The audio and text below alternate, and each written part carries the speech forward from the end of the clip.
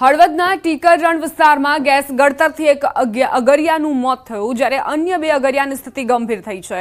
રણમાં મીઠું પકવવાની સિઝન શરૂ થતી હોય અગરિયાઓ કૂવો ગાળવા ગયા હતા। કૂવો ખોદતા સમયે ગેસ ગળતર થતાં એક અગરિયાનું મોત થયું, જ્યારે બે અસ્વસ્થ થતા સારવારમાં ખસેડાયા। ટીનાભાઈ રાણેવાડિયાનું મોત નીપજ્યું, જ્યારે સાગર રાણેવાડિયા અને ભરત રાણેવાડિયાને સારવાર માટે ખસેડાયા।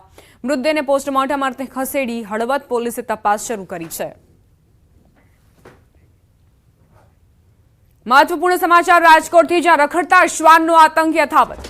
બાઇક ચાલક પાછળ શ્વાન પડતા અકસ્માત સર્જાયો। બાઇક ચાલક કાર સાથે અથડાતા ઘટના સ્થળે જ મોત નીપજ્યું। જયદીપસિંહ જાડેજા નામના વ્યક્તિનું 17 નવેમ્બરના રોજ અકસ્માતમાં મોત નીપજ્યું હતું। બાઇક લઈને ઘરે જઈ રહેલા જયદીપસિંહ જાડેજા પાછળ 3 થી 4 શ્વાન દોડ્યા હતા। શ્વાન દોડતા જયદીપ જાડેજાએ બાઇક ફૂલ સ્પીડમાં દોડાવતા 4 વ્હીલર સાથે બાઇક અથડાયું। 4 વ્હીલર ચાલકની શોધખોળ શરૂ કરાઈ। માથામાં ગંભીર ઈજા પહોંચવાના કારણે સારવાર દરમિયાન જયદીપસિંહ જાડેજાનું મોત નીપજ્યું। જયદીપસિંહ જાડેજા મિત્રના લગ્નમાંથી ઘરે પરત ફરી રહ્યા હતા, તે સમયે તેમને મોત મળ્યું। તો આ તરફ બોટાદના ગઢડા શહેરમાં આખલાઓનો ત્રાસ યથાવત છે। ગઢડાના મુખ્ય વિસ્તાર ટાવર ચોકમાં બે આખલાઓ બાખડ્યા। ગઢડાના ટાવર ચોક વિસ્તારમાં થોડા સમય માટે અફરાતફરી જેવો માહોલ સર્જાયો। વેપારીઓ ટપોટપ પોતાની દુકાનો બંધ કરતા નજરે પડ્યા। આખલાઓના ત્રાસના કારણે વેપારીઓ અને રાહદારીઓ પરેશાન થઈ ગયા। આખલાઓના ત્રાસના કારણે વેપારીઓ વહેલી દુકાનો બંધ કરવા લાગ્યા। શહેરીજનોએ અનેકવાર વખત તંત્રને રજૂઆત કરી છે, પરંતુ તંત્રએ લોકોની ફરિયાદ સાંભળી નથી। તંત્ર દ્વારા શહેરના મુખ્ય માર્ગો પરથી આખલાઓને હટાવવામાં આવે તેવી માંગ ઉઠી છે। ભાવનગરમાં રખડતા ઢોરે ભાજપના માજી મેયરને અડફેટે લીધા। સામાન્ય નાગરિકોને ઢોર દ્વારા અડફેટે લેવાની ઘટનાઓ અવારનવાર સામે આવતી હોય છે, પરંતુ રખડતા ઢોરે હવે નેતાજીને પણ નથી છોડ્યા। વાત જાણે એમ છે કે ભાજપના સિનિયર નેતા મેહુલ વડોદરિયા સ્કૂટર લઈને રૂપાણી સર્કલ પાસેથી પસાર થઈ રહ્યા હતા, ત્યારે અચાનક આવી ચડેલા રખડતા ઢોરે તેમને અડફેટે લીધા। ઈજાગ્રસ્ત માજી મેયરને સારવાર માટે ખાનગી હોસ્પિટલમાં દાખલ કરાયા। આ અંગે ભાવનગર મહાનગરપાલિકાના મેયર ભરત બારડે જણાવ્યું હતું કે ભાવનગર શહેરમાં 4 ઢોર ડબ્બાઓ આવેલા છે, જેમાં આશરે 2000થી વધુ ઢોર રાખવામાં આવી રહ્યા છે, અને દર મહિને આ 4 ઢોર ડબ્બા પાછળ 40 લાખ રૂપિયા મહિને નિભાવ ખર્ચ થઈ રહ્યો છે।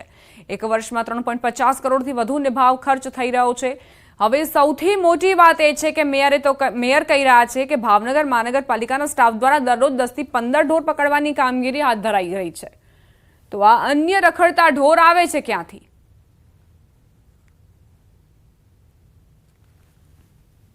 2200 ઢોર આપણે ગૌશાળામાં પણ મોકલ્યા છે, અને દરરોજ 10 થી 12 ઢોર આજે પણ આપણે પૂરી રહ્યા છીએ, પકડી રહ્યા છીએ।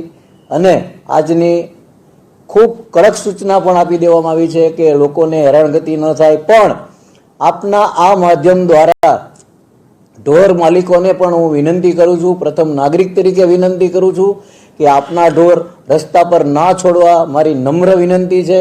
દૈનિક ધોરણે પશુ પકડવાની કામગીરી કરવામાં આવે છે, અને આ કામગીરી છેલ્લા 2 વર્ષથી સતત ચાલુ છે।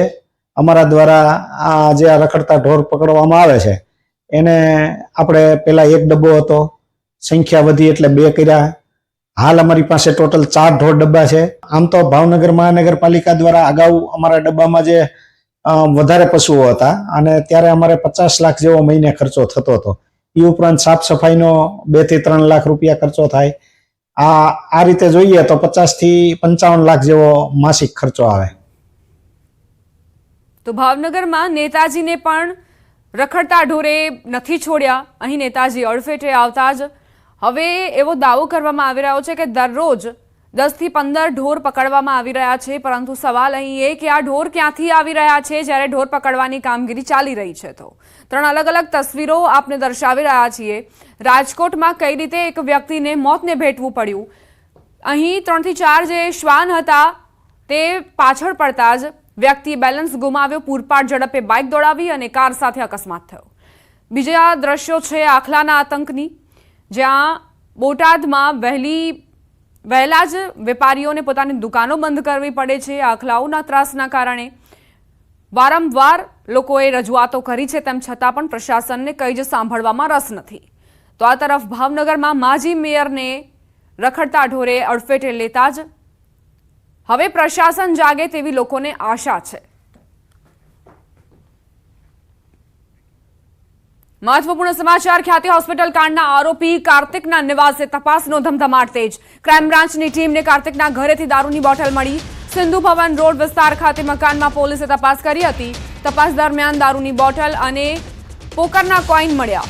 ખ્યાતિ હોસ્પિટલના ઓપરેશન કાંડ સાથે સંકળાયેલો છે આરોપી કાર્તિક ફરાર છે ઘણા સમયથી। પોલીસની ટીમો તેની શોધખોળ કરી રહી છે। ઘરે ત્રણ મોંઘીદાટ કારો ઉભેલી જોવા મળી હતી। બંગલોમાં અવરજવર માટે લિફ્ટની વ્યવસ્થા સાથે મિની થિયેટર પણ બનાવાયું હતું। હાલ આરોપી કાર્તિક પટેલ વિદેશમાં હોવાની પોલીસને માહિતી છે।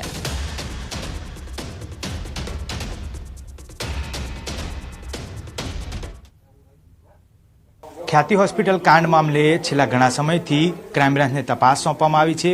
તપાસના અંતે કેટલાક આરોપીઓ નથી મળી આવ્યા, જે ઓસ્ટ્રેલિયા હોવાની વાત જાણવા મળી હતી અને ત્યારબાદ ક્રાઇમ બ્રાન્ચની ટીમ આજે જ્યારે ઘરે પહોંચી 1.5 કલાક જેટલો સમય સર્ચ ઓપરેશન કરતા લાગ્યો અને આજે દ્રશ્યો જોઈ શકાય છે। સીધા દ્રશ્યો કાર્તિક પટેલના ઘરના છે કે જ્યાં આગળથી વિદેશી દારૂની બોટલ અને પોકર માટે રમવાના જે કોઇન્સ છે તે પણ ઘરેથી મળી આવ્યા છે। એટલે કહી શકાય કે ખ્યાતિ હોસ્પિટલના માલિકો એવી વૈભવી લાઇફસ્ટાઇલ જીવતા હતા। આ તેનું ઘર છે જે મિની હોમ થિયેટર બનાવવામાં આવ્યું છે અને મિની હોમ થિયેટરની સાથે સાથે કોઈપણ વ્યક્તિની અવરજવર જે છે તે થતી હોય ત્યારે તેની સાથે સીસીટીવી જે છે તે સીસીટીવી પણ રાખવામાં આવ્યા છે, જેથી કરી તેઓ મોબાઈલથી જ આ તમામ દ્રશ્યો જે છે તે જોઈ શકે। મહત્વનું છે કે આવનારા દિવસોમાં અલગ અલગ આરોપીઓ જે નથી પકડાયા આ કેસમાં તેમની તપાસ કરવામાં આવશે અને તેની પછી નવા શું ખુલાસાઓ થાય છે તે જોવાનો એક વિષય બને છે। પરંતુ મહત્વની વાત એ છે કે અત્યારે હાલ ખાલી એક જ આરોપી પ્રશાંત વજીરાણી પકડાયો છે અને તે દરમિયાન આ નવા ખુલાસાઓ થાય છે ત્યારે આખો સમગ્ર કેસનો દોષનો ટોપલો જે છે તે પ્રશાંત વજીરાણી ઉપર દોરાય છે કે ફાઉન્ડર ઉપર તે જોવું રહ્યું। કેમેરામેન વિમલ ચહેરા સાથે મૌલિક ધામેચા, ન્યૂઝ 18 ગુજરાતી, અમદાવાદ। ખ્યાતિ હોસ્પિટલના સીઈઓ ચિરાગ રાજપૂતની પણ મુશ્કેલી વધી ગઈ છે। મોત કાંડ બાદ ક્રાઇમ બ્રાન્ચની અલગ અલગ 6 જેટલી ટીમો નાનામાં નાની માહિતી એકત્ર કરી રહી છે। ટીમ દ્વારા ચિરાગ રાજપૂતના ઘરે સર્ચ ઓપરેશન કરાયું, જેમાં મોટી સંખ્યામાં દારૂની બોટલ મળી આવી હતી।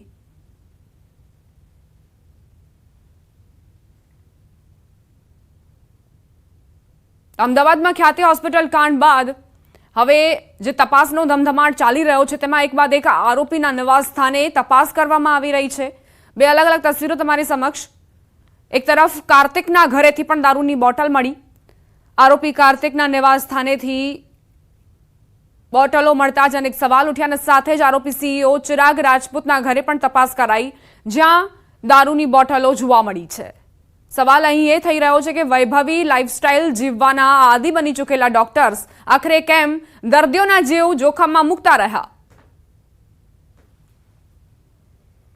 અમદાવાદ ખ્યાતિકાંડના આરોપી પ્રશાંત વજીરાણીના 25 નવેમ્બર સુધી રિમાન્ડ મંજૂર કરવામાં આવ્યા છે। હોસ્પિટલના સર્ચ દરમિયાન અનેક કૌભાંડો ખુલ્યા। અમુક દર્દીઓની ફાઇલમાંથી એન્જિયોગ્રાફી ચાર્ટ મિસિંગ છે। ફાઇલોમાં આરોપી ડોક્ટર પ્રશાંત દ્વારા તેમના હોદ્દા અને રજિસ્ટ્રેશન અંગેના સ્ટેમ્પ લાગેલા છે, જે સ્ટેમ્પ હોસ્પિટલમાં મળી નથી આવ્યા। આ તમામની તપાસ કરવામાં આવશે। વધુમાં ક્રાઇમ બ્રાન્ચ આરોપીના બેંક એકાઉન્ટમાં થયેલા નાણાં વ્યવહારની પણ તપાસ કરશે। હાલ તો આરોપીના 7 દિવસના રિમાન્ડની માંગ સામે કોર્ટે 25 નવેમ્બર સુધી રિમાન્ડ મંજૂર કર્યા છે। હવે સવાલ ઉઠી રહ્યા છે કે એક આરોપી તો ઝડપાયો, તેના રિમાન્ડ પણ મંજૂર થઈ ગયા, પણ અન્ય આરોપીઓ ક્યાં છે? આટલા દિવસો બાદ પણ પકડથી દૂર છે। આવા અનેક સવાલ ઉઠ્યા છે। બેંકના એકાઉન્ટમાં પૈસાઓની લેવડ દેવડ છે, તો એ પૈસાની લેવડ દેવડ ક્યાંથી આવેલી છે, કોના મારફતે છે, એની તપાસ કરવાની હતી। વધુમાં એને એન્જિયોગ્રાફી જે ચાર્ટ બનાવ્યા છે એ ચાર્ટ ફ્રોડ હાલ તપાસ દરમિયાન મળી આવેલા છે કે આ બધા ફ્રોડ ચાર્ટ બનાવ્યા છે। સીડીની અંદર 30% 40% બ્લોકેજ દર્શાવવામાં હતું અને એમને જે ચાર્ટ ઉપર એન્જિયોગ્રાફી ચાર્ટ જે બનાવ્યા છે પોતાના હસ્તાક્ષરમાં એ ખોટા બનાવ્યા છે। તેમાં 80-90% બ્લોકેજ બતાવીને દર્દીઓને બિવરાવીને પ્રધાનમંત્રીની જે યોજના હતી એ યોજનાનો લાભ મેળવવાની આ બધાએ આખું સુયોજિત કહેવાય ને એને ઇકોનોમિક ઓફેન્સ સાથે જોડાયેલો છે। વધુમાં સિસ્ટમેટિક ફ્રોડ કર્યું છે। આની અંદર દરેક વ્યક્તિનો કિરદાર અલગ અલગ રીતે આવે છે। એટલે તપાસના મૂળ સુધી પહોંચવા માટે તપાસ કરનાર એજન્સી દ્વારા દિન 7ની રિમાન્ડની માગણી કરવામાં આવેલી। આજરોજ નામદાર કોર્ટે બંને પક્ષોને સાંભળીને વિગતવારનો ઓર્ડર કર્યો છે અને 25 તારીખ 4 વાગ્યા સુધીના રિમાન્ડ ફર્ધર રિમાન્ડ મંજૂર કરવામાં આવેલા છે। રોકાઈશું એક નાનકડા વિરામ માટે. આપ જોતા રહો ન્યૂઝ 18 ગુજરાતી.